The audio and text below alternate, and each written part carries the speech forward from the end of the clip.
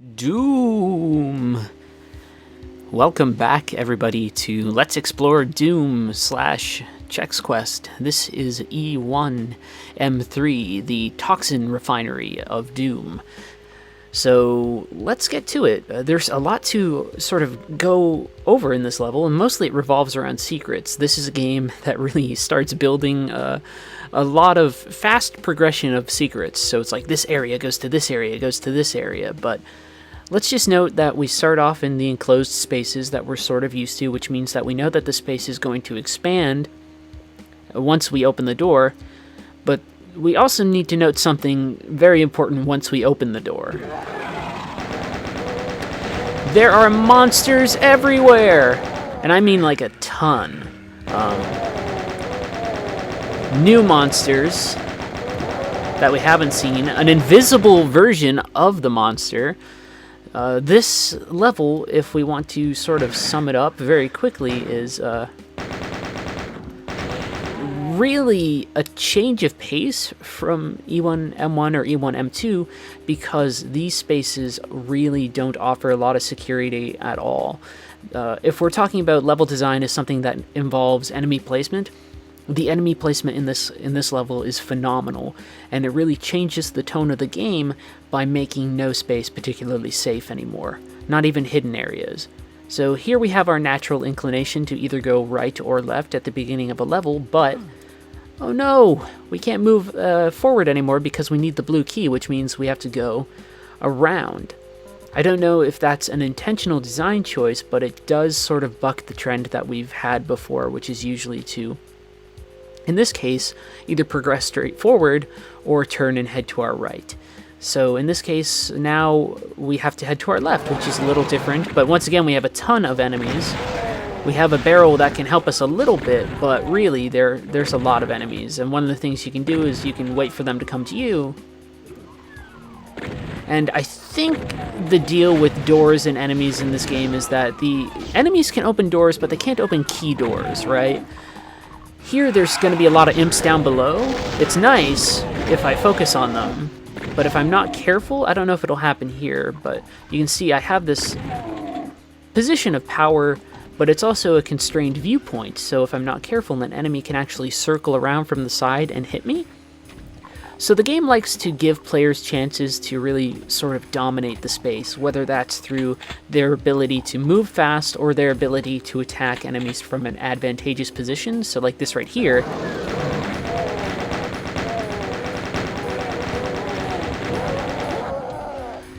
I have this heightened area, but you know, it's this constricted view.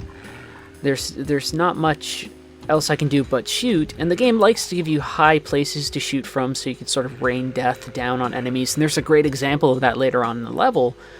But in this case, it also makes things a little trickier by making the space that you're in sort of a partial liability by either obscuring your viewpoint or putting you into tight spaces. So we'll move forward. We hit that switch, and that opens this right here, which is nice because it splits open the room. One of the things in this level that I really like is that every space has like a strong focal point to it. In this case, it's the door that we just opened. In other rooms, we'll see other examples. This is tricky again, though, because there's more enemies.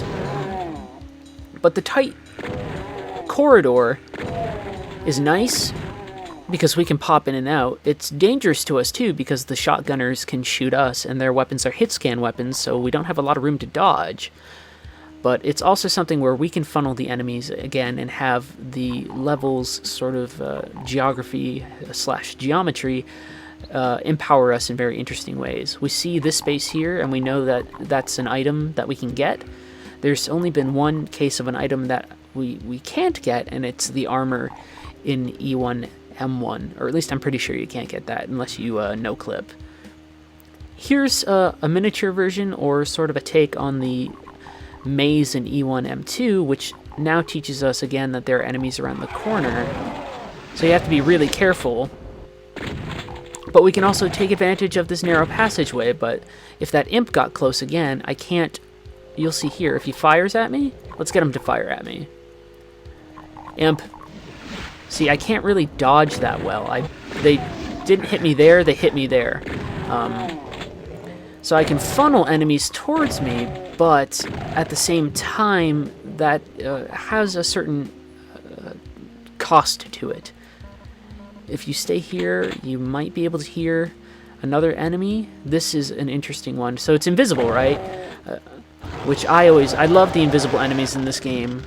Mostly what this does is you're coming around this corner and you see this right here and you want to head there because the lights, a couple things draw you around levels in this game, right? So enemy placement does it, lights do it, and sort of height and the way space expands and contracts does it as well.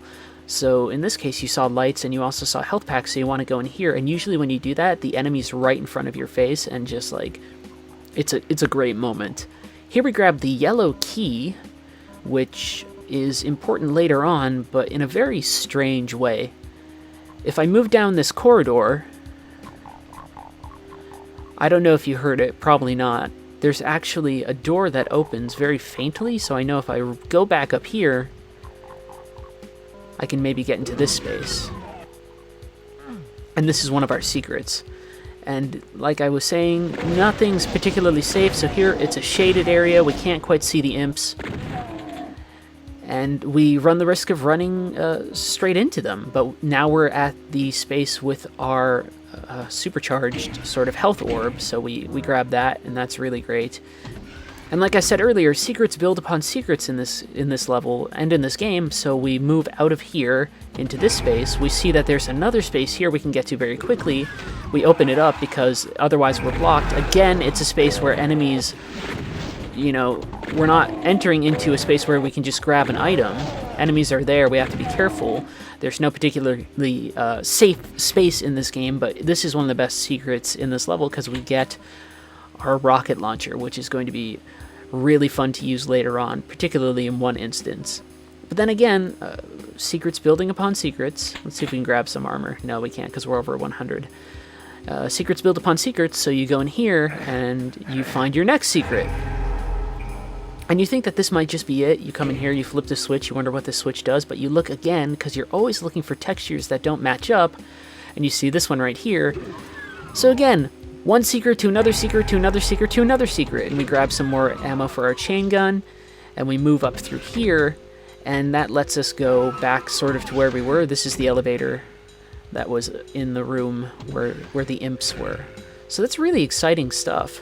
And that switch we hit, you know, we have secrets building upon secrets, opens this bridge, and the bridge is really fun just because it's above all of the toxic waste, and you know, you had this opening at the beginning and you didn't know what it was there for, but in this case you just go here, everything descends, and you're in another space and you think, okay, maybe this is it.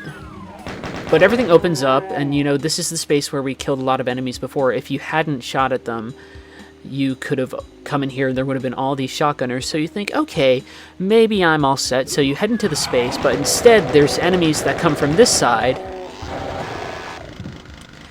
and you're thinking to yourself, well, I see what you did there, game. You had a space that I could have cleared, I did, so you tried to trick me a little bit with enemies, and you're like, well done, that's some good, you know, using the, you know, I approach the space I see here, I move forward, I'm not really cognizant of this difference in the space, and you think that you're all set.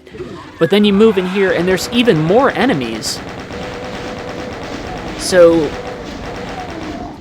secrets build upon secrets in this game, but enemy encounters also sort of escalate and build into more and more enemy encounters, which is something I think is really great for sort of picking up the pace of this game. Here you think you're all set, there's a switch here, we don't want to hit that switch yet, you'll see why later on.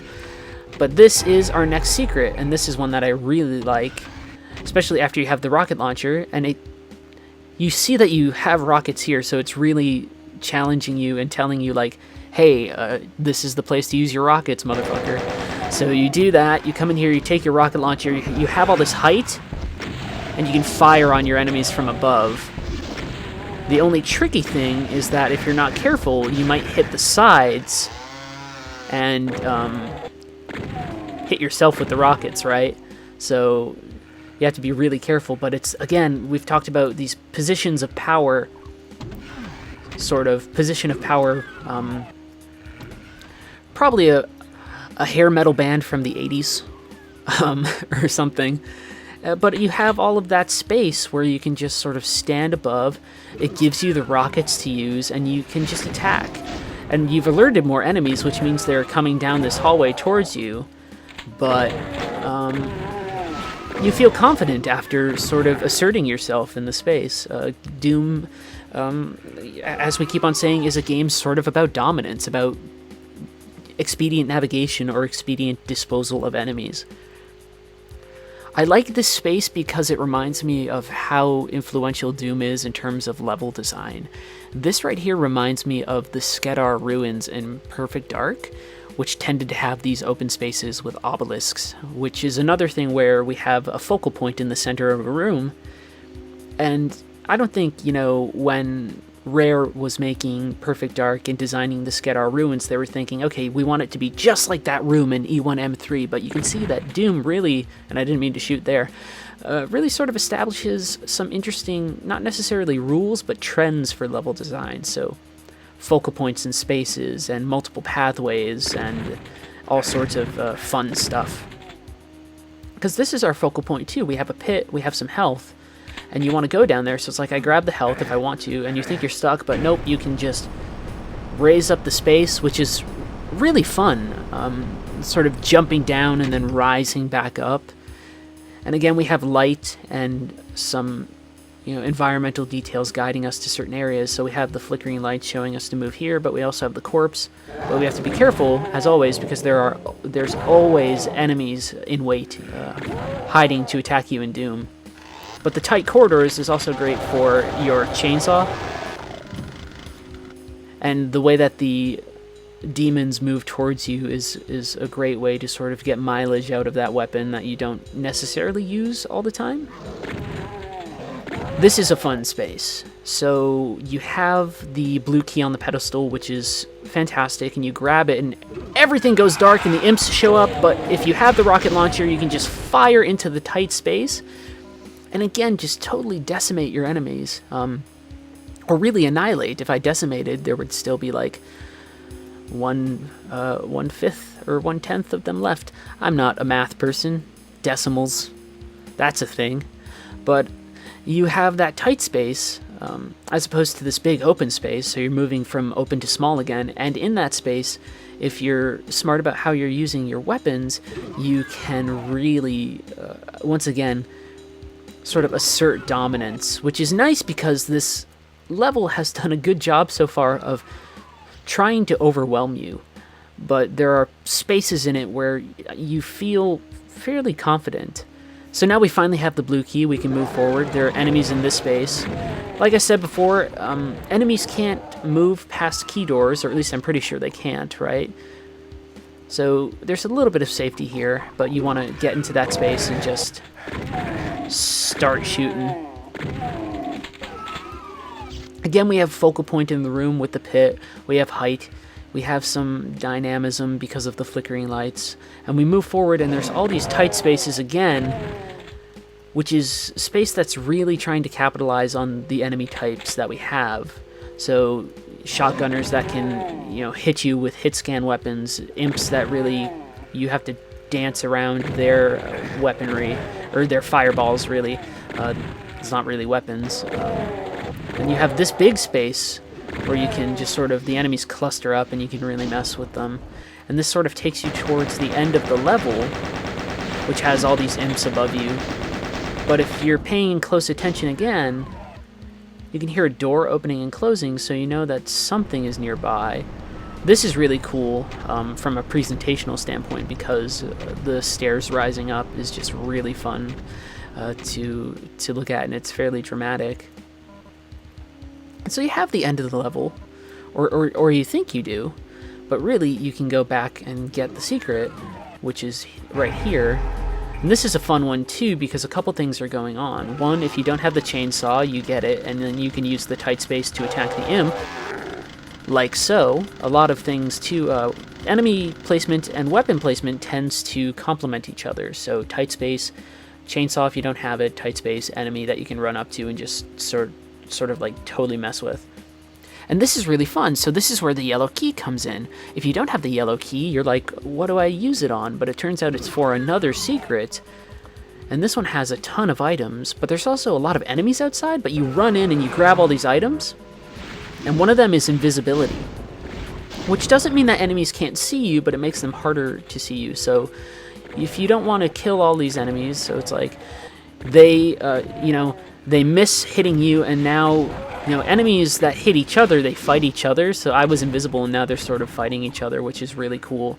And not necessarily something that always happens when you pick up the invisibility, but, it's sort of dependent on enemy placement, but the placement of enemies around that room and the invisibility item tends to lend itself to a fun moment like that. So I am 99% sure that we have all of the secrets in the level, which means that we can go over here and back into this room, which I didn't show it before, but haha, exit, secret exit switch. And we open it up, and hopefully we got all the secrets, so let's find out. There we go. That is the toxin refinery. We're going to move on to I think it's the laboratory in Chex Quest very soon. I will see you there. And we're in Chex Quest, and this is the laboratory. I really like this level, mostly because of the music. It's kind of funky.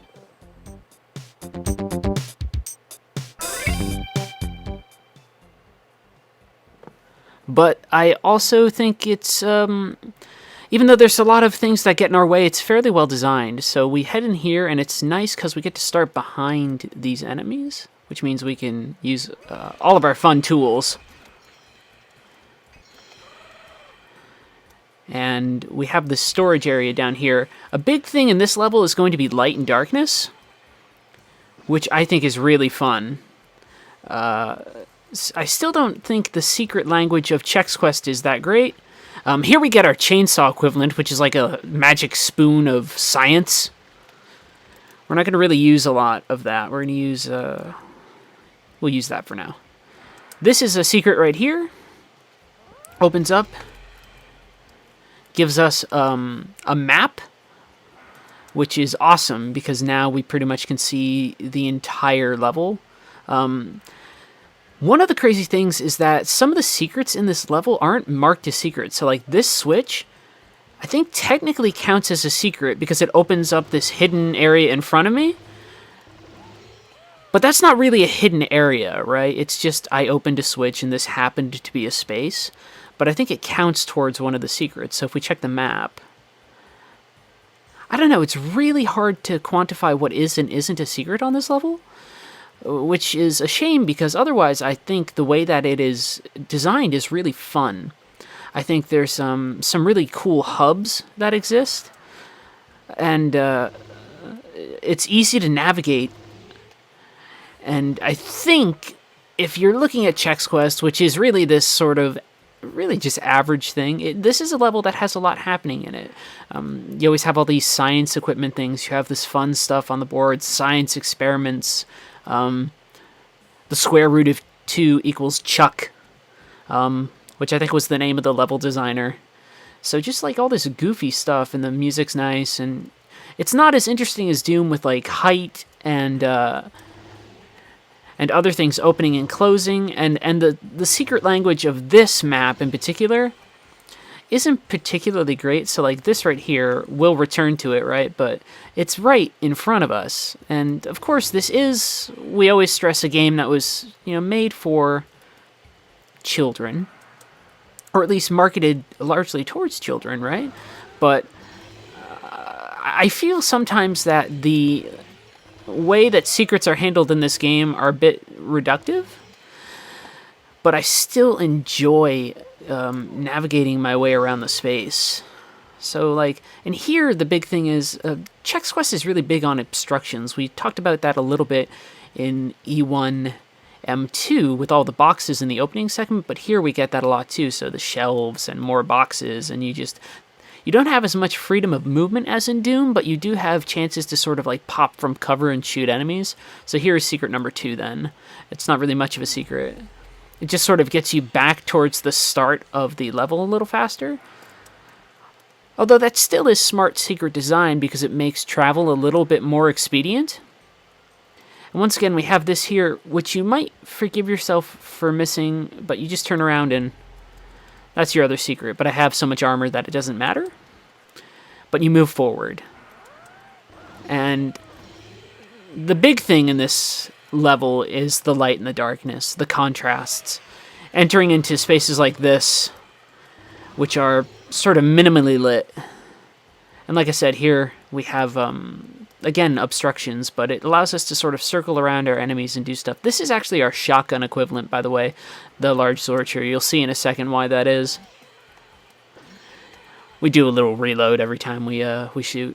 But you see, again, we have descent into spaces, which is nice, but that descent is always sort of halted. Our movement in Chex Quest is always sort of slowed down. This is unfair. So Doom has a secret language that sort of says, like, here's a texture that's off, and it doesn't work. There's nothing indicative about it here that says that this is a secret. Watch, it'll close down. And before, even in E1M2 of this game, we had textures that matched up not quite perfectly. Here, this is pretty much a perfect match. So the only way I might know is because of my map that I had before. It actually shows me the secret on the map, but it doesn't, like, that's the only sort of way that you have any idea of what's going on there. So as much as I like this level, I think the secrets in this level are not as interestingly designed as that of E1M2, the storage facility. I think this has a nice progression to it. In fact, if I go here and I zoom out the map, you can see, like, it has that central hub. If you look a little bit towards where it says Secrets 4 of 4, you have that hub with all the color doors for the keys, which I think is pretty cool to have this little recurrent segment to head to. But other than, that's the strength of this level, is surprisingly, like, actual design as compared to what they were doing with the secrets, which is the thing that redeemed E1M2. This is just a fun space. This is just, acid pit, really snot pit, but you just move slowly over the little bridge. But you see, we have tight spaces, sort of like we did in E1M3 of Doom, but generally they place us behind enemies, or we have the weapons to really take care of the enemies, so all of these spaces don't really mean much. Again, the big thing that's going on this level is just sort of the contrast between bright spaces and dark spaces. And so we get our key. And now we're on the way to some more cool stuff. It sounds, again, like I'm being hard on Chex Quest. And I say that as if Chex Quest deserves my full, deep, critical appreciation, which I don't think it does. It's just sort of this consumed product, really. It comes with a literal consumed product, cereal.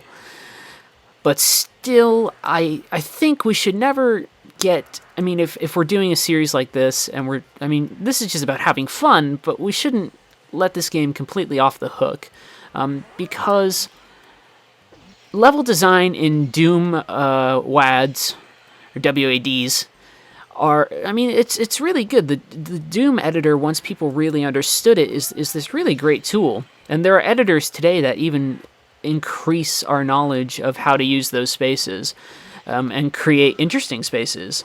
So here we have some competency in the level design and in the secret design, and the downside is that we never have it necessarily, or at least I don't think we tend to have it in, the same level. So here it's like, this is a fun open space that we entered through a contracted space, which is sort of a very Doom-esque thing, although we would never really have like a straight circular space. There's a lot of symmetry in the space here that we would never have in Doom. but it's still decent level design in terms of being fun to move through.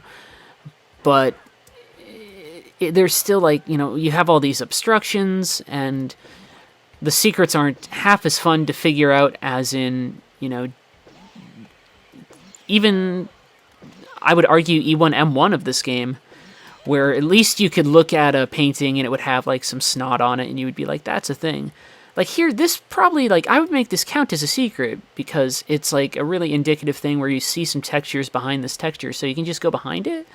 And there's armor there, so obviously they understand that players are going to go there, but that's so much more interesting as something that would count as a secret than, you know, the weird one we had earlier where there was absolutely no indication texture-wise or design-wise that there was anything there. In all, I do like this level. You move about at a very nice pace, but I still think it has inconsistencies that keep it from being as fun as some other spaces. And here, this is really cool. We get this space that we just rush down to, and we open the door, and it pulls a sort of like what Doom does. So this is tight space. We have our equivalent of imps, and they actually use enemy placement and corridor placement in an interesting way, but it only comes at the end of the level, unfortunately. But it's a pretty quick level, which I like, and you get to the exit and everything sort of lights up, and you can leave, and that is the end of E1M3 in I almost said Doom. It's basically Doom with a different skin on it in Chex Quest.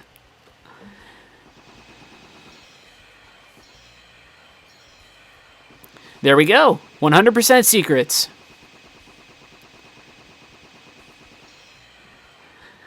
I will see you in the next video. Thank you for watching. Bye.